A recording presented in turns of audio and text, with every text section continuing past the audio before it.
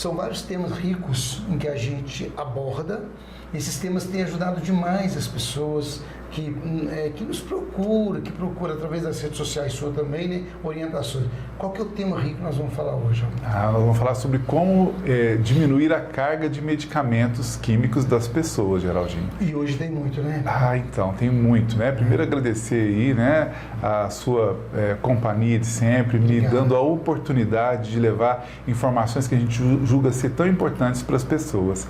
Eu agradeço. Então, uma grande preocupação, Geraldinho, e eu sempre tenho dito, né, no momento onde a medicina está tão avançada, com a inteligência artificial à disposição, a robótica à disposição, e é um momento também que nós temos o maior número de doenças e também de desdobramentos delas, né, de complexidades das doenças. Então, olha que paradoxo. Onde a gente deveria usufruir de uma saúde melhor da sociedade, nós temos o maior número de problemas.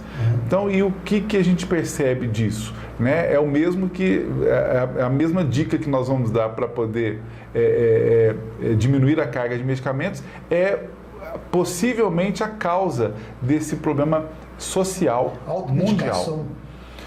A automedicação né? também é perigosíssima, mas por incrível que pareça, tem um estudo norte-americano, que fala que a terceira causa de morte nos Estados Unidos são os medicamentos prescritos por médicos. Então, assim, não é só a automedicação é um problema grave, mas sim medicação química. E não estou falando de erro médico. Não estou falando disso, acertado, mas quando a pessoa ela descuida de um problema cardiológico, de uma pressão arterial, de um colesterol alto, ela acaba tendo que entrar num fármaco, num medicamento, e esse fármaco, apesar de controlar aquilo que a pessoa foi procurar, vai prejudicar outros pontos. E é exatamente disso que a gente está falando. E muitas vezes mascara também? Na maioria das vezes mascara, né? Olha só que detalhe, que exemplo importante que eu vou dar. Hoje, as novas vertentes da medicina no mundo mostram que o colesterol, quando o colesterol de uma pessoa sobe, significa que é uma sirene do organismo. Significa que o organismo está dizendo, existe alguma desordem. Entendi. Aí, o que a medicina convencional ainda faz? Só baixa esse colesterol. Seu colesterol está alto, vamos baixar ele. Só que ignora-se que existe uma outra causa de fundo. Muitas vezes, uma resistência insulínica, causada aí por uma desordem metabólica, pode ser a causa da subida do colesterol, mas ignora a causa e vai controlar o sintoma. Outra hora, o problema é de hormônio. Uma baixa da produção da testosterona em nós homens, por exemplo, pode culminar no aumento do colesterol. Aí baixa o colesterol e ignora-se a regulação da testosterona. E por aí vai. Então, tratando só os sintomas dos problemas, nós vamos ignorando a causa desses problemas, e isso vai culminar em quê? Num adoecimento e morte posteriormente. Então, é disso que a gente está falando. Repito, terceira causa de morte nos Estados Unidos são medicamentos prescritos por médicos. Então, assim, medicamento em último caso, é quando realmente a pessoa precisa. Agora, antes disso, Geraldinho, o que a gente vem propor no tema de hoje é que as pessoas cuidem, né? A gente já falou tantas outras vezes aqui no seu programa, entendendo que, primeiro, que as pessoas não sabem, a maioria das pessoas não sabe a diferença de alimento para produto alimentício processado. Com certeza. A maioria não sabe disso ainda, né? A gente fala aqui, muitos já pensam assim, eu sei qual que é a diferença, mas tudo aquilo que não foi colhido diretamente da natureza, se você não colheu da árvore, do canteiro, do ninho da galinha, do pasto, ou seja, a carne de boi, do rio ou do mar, que são os peixes e frutos do mar, se não foi colhido nesses pontos, não é alimento. Entendi. Aquilo que a maioria das pessoas come no café da manhã, o que é da padaria não é alimento. O que é de um estabelecimento que teve que produzir aquele produto... Você consegue balancear? Por exemplo, você pode, por exemplo, se alimentar desses produtos em quantidade menor, mas colocando, sobrepondo o natural. Então, é essa a minha proposta, que, aliás, é a proposta para a gente reduzir a carga de medicamentos. Entendi. Muitas pessoas, só de inverter essa balança, pra você ter uma ideia, dado estatístico brasileiro, Sim.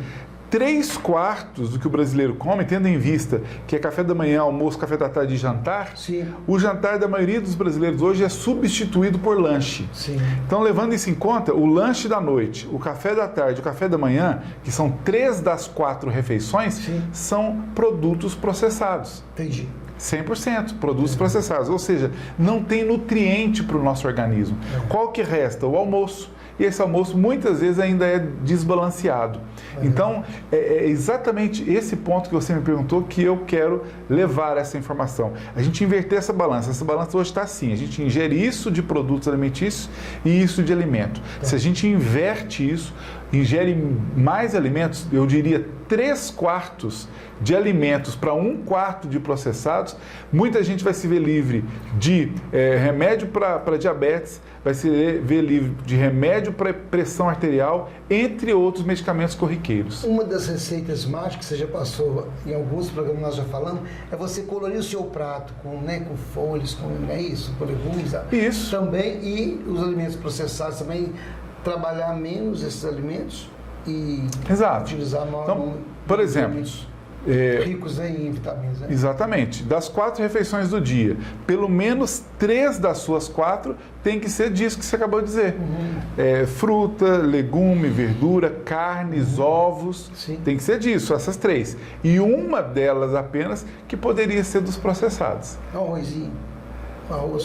O arroz, apesar de ser alimento de verdade, ele não é uma boa escolha de alimento, né? Ele é um carboidrato de alta carga em índice glicêmico, e ele, na sua constituição, o arroz tem arsênico, que acaba prejudicando o nosso organismo. Então, ele, apesar de ser alimento de verdade, ele não é uma escolha interessante. Então, o que a gente tem que fazer? Diminuir a ingestão disso, né? E agora, o que eu falo dos demais são dos processados, são dos farináceos, por exemplo. Geraldinho, é impressionante como as pessoas ingerem farináceos. Se a pessoa vai comer um lanche na rua, é farináceo. E aí entra outro agravante, as gorduras ruins, são aí salgadinhos, né? São aquilo que é terrivelmente nocivo para a gente. Então, eu não estou dizendo que as pessoas precisam parar de comer, mas precisam de inverter essa balança. Pelo menos nessa igualdade. Se hoje o brasileiro come 3/4 do que ele come são de processados, se ele passasse a comer 3/4 do que ele come de alimento de verdade, deixasse 1/4 só para os processados, tenho certeza que a saúde melhoraria e muito de todo mundo.